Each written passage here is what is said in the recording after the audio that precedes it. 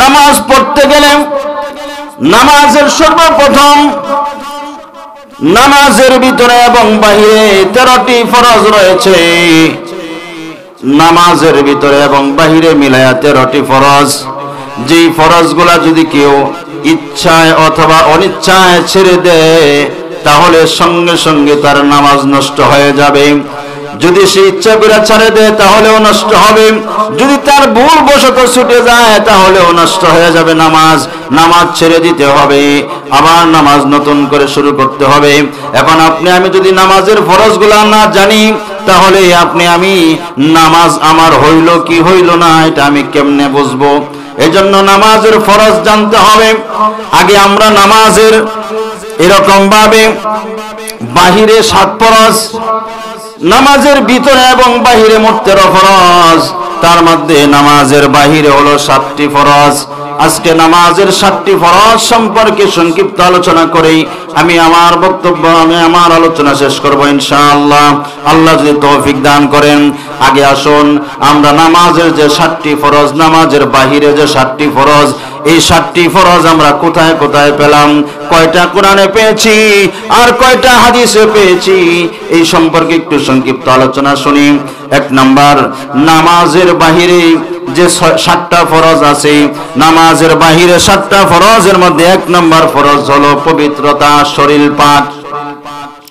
আপনার আমার নামাজ পড়তে গেলে আগে সত্য হলো 1 নাম্বার সত্য, আমার শরীরটাকে পবিত্র করতে হবে। আমার শরীর যদি নাপাক থাকে, আমার শরীর যদি অপবিত্র থাকে তাহলে আমার নামাজ হবে না।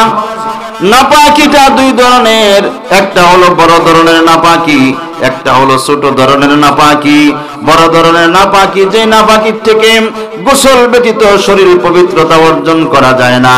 আর একটা হলো ছোট ধরনের নাপাকি, যেটা শুধু ওযু করলেই শরীর পবিত্র হয়ে যায়। আপনার আমার শরীরের অবস্থা ভেদে যদি ওযু করলে শরীর পবিত্র হয় তাহলে ওযুর মাধ্যমে পবিত্র হতে হবে। আর যদি গোসল এরকম ভাবে গোসল করে শরীর পবিত্র করতে হয় তাহলে গোসল করে শরীর পবিত্র করে তারপরে নামাজ পড়তে হবে। নামাজের একটা ফরজ হলো, নামাজের বাহিরের ফরজগুলোর মধ্যে একটা ফরজ হলো শরীর পাক।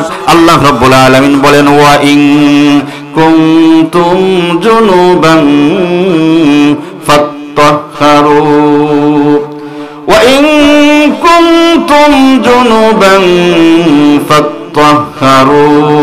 তোমরা যখন নামাজে দাঁড়াবে, তোমরা যখন নামাজ পড়বে, নামাজের প্রস্তুতি নিবে, তখন তোমরা তোমাদের শরীরকে পবিত্র করো।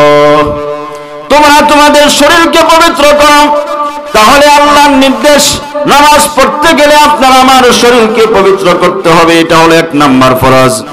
নামাজ পড়তে গেলে নামাজের বাহিরের 2 নাম্বার ফরজ হলো, নামাজ পড়তে গেলে আপনার আমার কাপড়গুলাও পবিত্র থাকতে হবে, কাপড়টাও পাক থাকতে হবে। কাপড়ের মধ্যে যদি নাপাকি থাকে তাহলে নামাজ হবে না, কাপড় অপবিত্র থাকলে নামাজ হবে না। বিশ্বনবী মুহাম্মদুর রাসূলুল্লাহ সাল্লাল্লাহু আলাইহি ওয়াসাল্লামকে আল্লাহ রাব্বুল আলামিন আদেশ দিয়েছেন, ওয়াসিয়াবাকা ফাতাহহির। ওগো নবীজি, আপনি আপনার পোশাক পরিচ্ছদ এরকম ভাবে পরিচ্ছন্ন রাখুন, আপনার পোশাকগুলা পবিত্র রাখুন। এর দ্বারা বোঝা গেল প্রত্যেকটা মুমিনের পোশাক পবিত্র রাখতে হবে, আর পবিত্র পোশাক ছাড়া নামাজ হবে না। 2 নাম্বার, নামাজের বাহিরের 7টি ফরজের মধ্যে 2 নাম্বার ফরজ হলো কাপড়টাকে পবিত্র রাখতে হবে।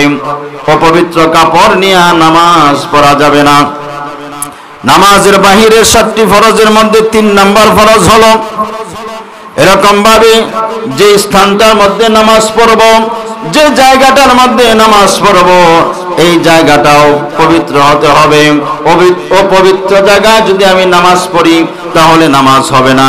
আল্লাহ রাব্বুল আলামিন কোরআনে কারীমের মধ্যে বলে দিয়েছেন, ওয়াহিদনা ইলা ইব্রাহিম ওয়া ইসমাঈলা আন তাহহিরা বাইতিয়া লিত-তাইফিনা ওয়াল আকিফিনা ওয়ার রুকঈস সুজুদ।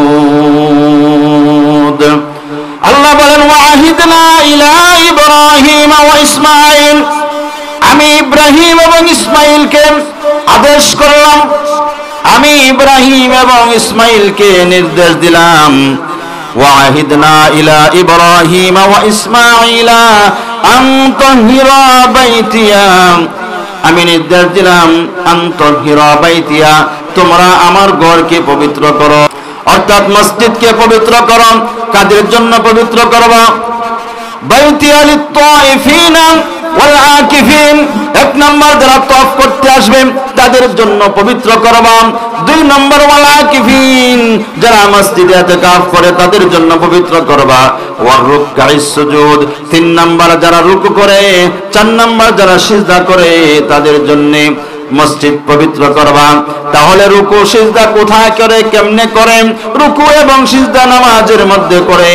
তাহলে বোঝা গেল রুকু করতে গেলে, সিজদা করতে গেলে যে স্থানে রুকু সিজদা করা হবে ওই স্থানটাকেও পাক করতে হবে। এজন্য নামাজের 13টা ফরজের নামাজের বাহিরের 7টি ফরজের মধ্যে 3 নম্বর ফরজ হলো জায়গা পাক।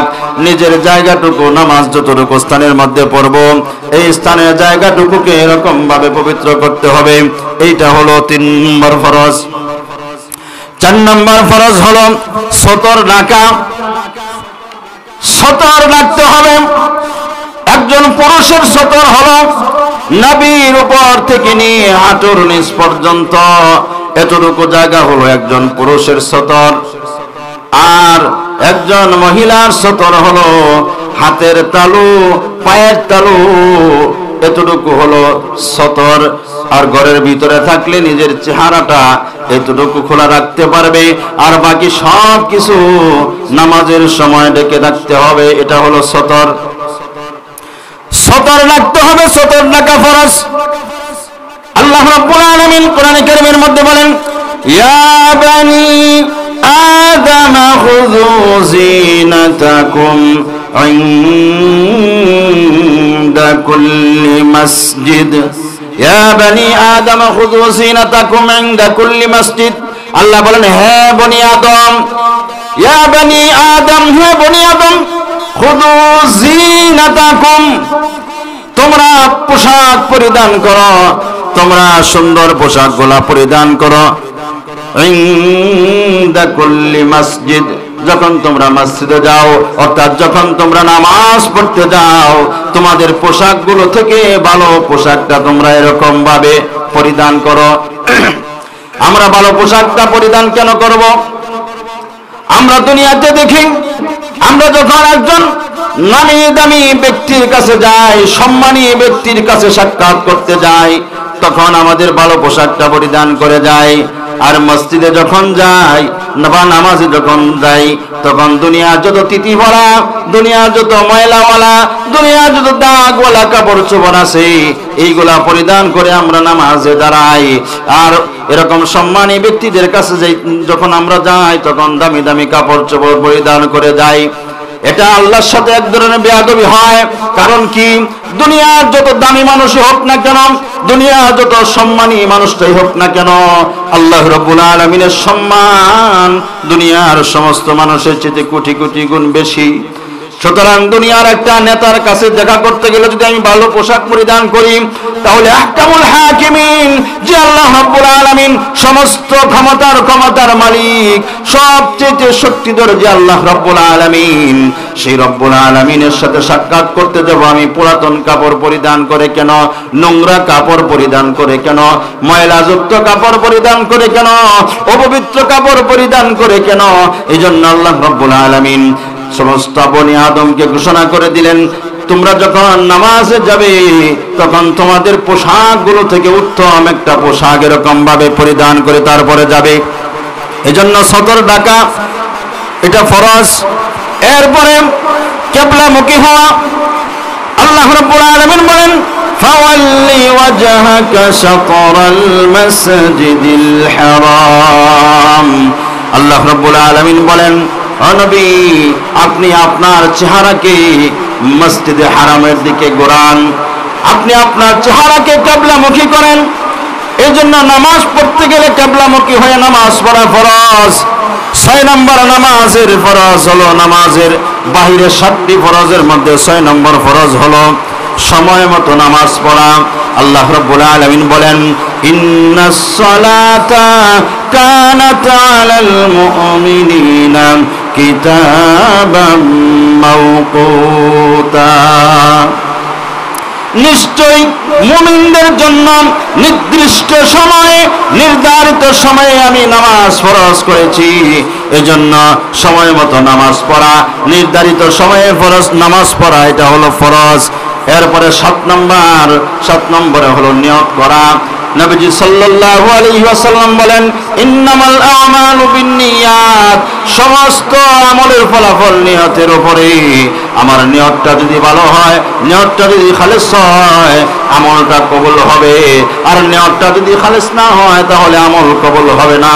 এই জন্য নিয়ত করাও হলো ফরজ। এই 7টা হলো নামাজের ফরজ। এই 7টা ফরজ আপনাদের জন্য এটা সবক। ইনশাআল্লাহ আপনারা সকলে মুখস্থ করবেন আগামী 1 সপ্তাহে। এটা আপনারা মুখস্থ করে দিবেন। 1 নম্বর শরীর পাক, 2 নম্বর কাপড় পাক, 3 নম্বর নামাজের জায়গা পাক। নামাজের আগে 1 নম্বর কাজ হলো আপনারা শরীর পবিত্র করবেন। 2 নম্বর যে পোশাক পরে নামাজ পরিধান করবেন, ওই পোশাকটা পবিত্র করবেন। 3 নম্বর ফরজ হলো যে স্থানে নামাজ পড়বেন ওই স্থানটাও পবিত্র হওয়া। 4 নম্বর ফরজ হলো সতর রাখা। 5 নম্বর ফরজ হলো কিবলামুখী হওয়া। 6 নম্বর হলো সময় মতো নামাজ পড়া। এই ফজরের নামাজ 8টার সময়, জোহরের নামাজ আসরের নামাজের সময়, মাগরিবের নামাজ একেবারে এশারের আগে দেয়া, এরকম ভাবে না। যে সময়ের, যে নামাজের যে সময় নির্ধারণ করা আছে, নির্দিষ্ট সময়ে নামাজ পড়া। 7 নম্বর নিয়ত করা।